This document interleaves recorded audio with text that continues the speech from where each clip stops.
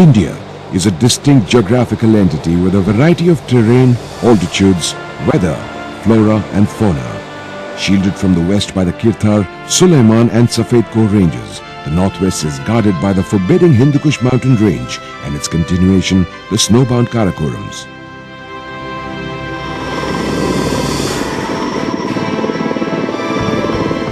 Together, they cap the landmass whose entire northern boundary is formed by the vast mountain chain of the mighty Himalayas that effectively isolate the rest of the country from the Asian landmass. The expanse of the Indian Ocean laps the entire southern coastline. The Lakshadweep Islands in the Arabian Sea and the Andamans and Nicobar Island chain in the Bay of Bengal, serving as the country's seaward outposts.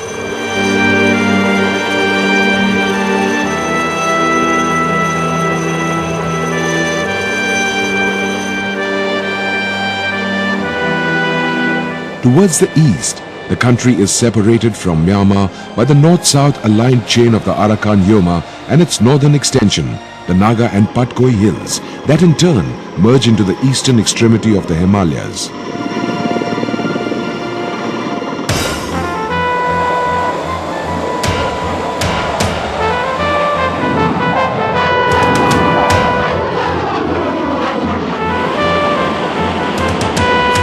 India's history has been profoundly influenced by its environment and topography.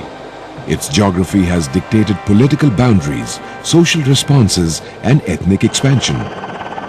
The 6,000-kilometer-long land border of the subcontinent takes us from the snow-covered through the forest-clad to the arid and bare.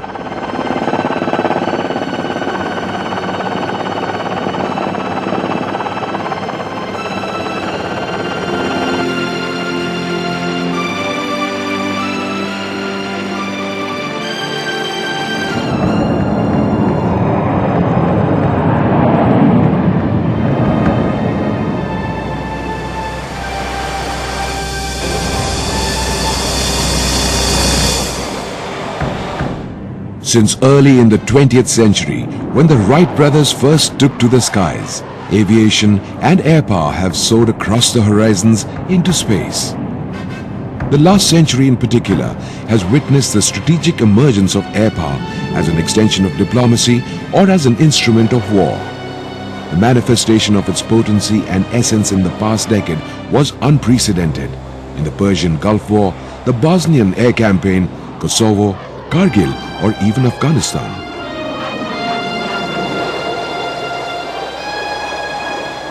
India lies in a difficult geopolitical environment and therefore has to maintain a high degree of strategic preparedness. National security and international stability are vital prerequisites for any nation's survival and prosperity.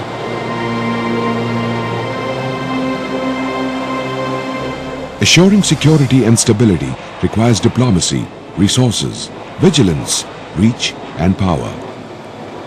Vigilance to anticipate and deter threats, strategic reach to ensure credibility, and overwhelming power to prevail in conflicts and win India's future wars. Victor Papa Yankee final 3 green flaps.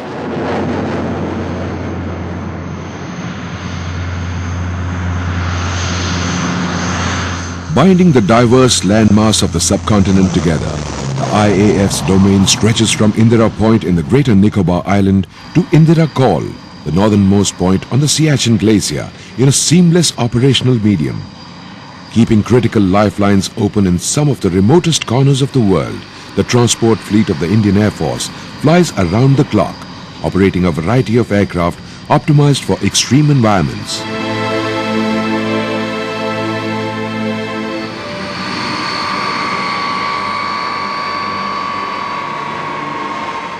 The induction of the 4-engine Illusion IL-76 has significantly enhanced the heavy airlift capability of the IAF's transport fleet. When required, they have flown in main battle tanks, infantry combat vehicles, heavy artillery and other bulk equipment. With an airlift capacity of 40 tons, these aircraft have airlifted entire infantry battalions with their equipment and frontline ammunition across the subcontinent in a matter of hours.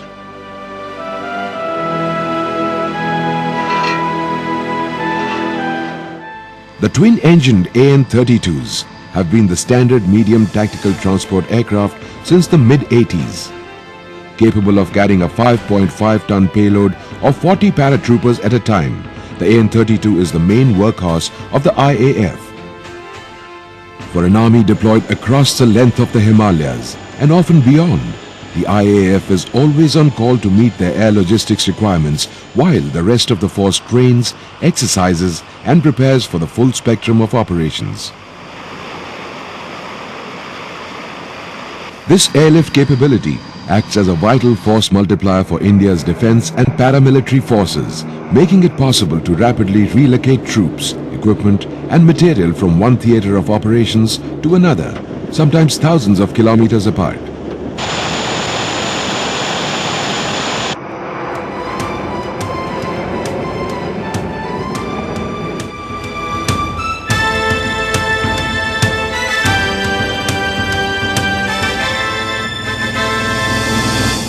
The Indian Air Force also operates the world's largest tactical transport helicopter, the Mi-26. In an ambulance role, it can carry more than 60 stretcher cases at a time or lift up to 20 tons of weight.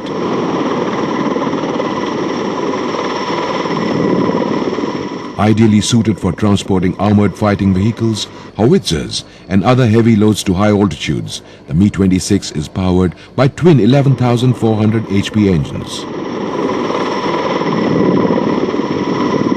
Besides transporting a large number of fully equipped troops into inaccessible areas, the ability to lift bulldozers and other underslung equipment adds a vital dimension to the IAF's overall capabilities.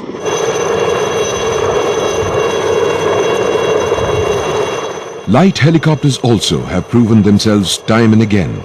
Their versatility and utility play a vital role in air transportation. Despite having transferred the bulk of its light helicopter fleet to the Indian Army in the mid-80s, the IAF flies two variants of the HAL-built Alouette helicopters virtually all over the country.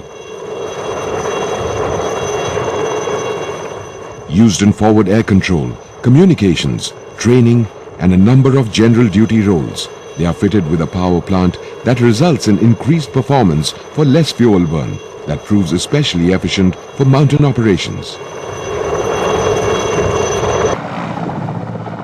The workhorses, especially for the far-flung outposts in the northeast, are the ubiquitous Mi-8 and the Mi-17 medium helicopters. It sometimes takes days and weeks to reach these locations by surface, as is the case with the BSF post at Parwa. Using helicopters, however, casualties can be evacuated into Lower Assam within a couple of hours.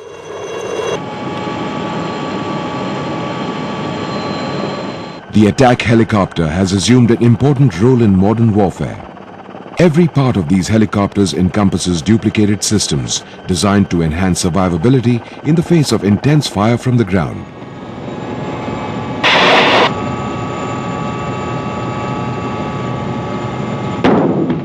Powered by paired engines in the 2000 HP class, the Mi-25 and its upgraded variant, the Mi-35, are extremely effective in support of ground troops in certain conditions.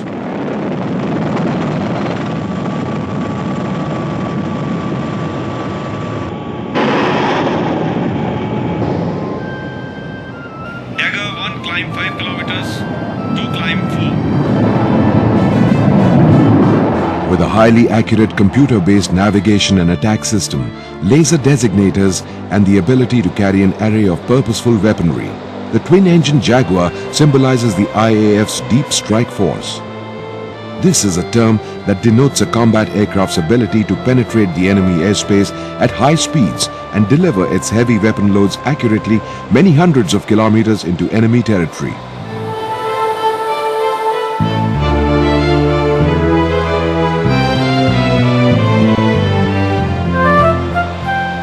These aircraft have the ability to strike at the enemy's strategic targets, to carry out interdiction of his lines of communication, to destroy his armed forces on the ground or at sea, as well as attack his airfields and other vital installations on the ground.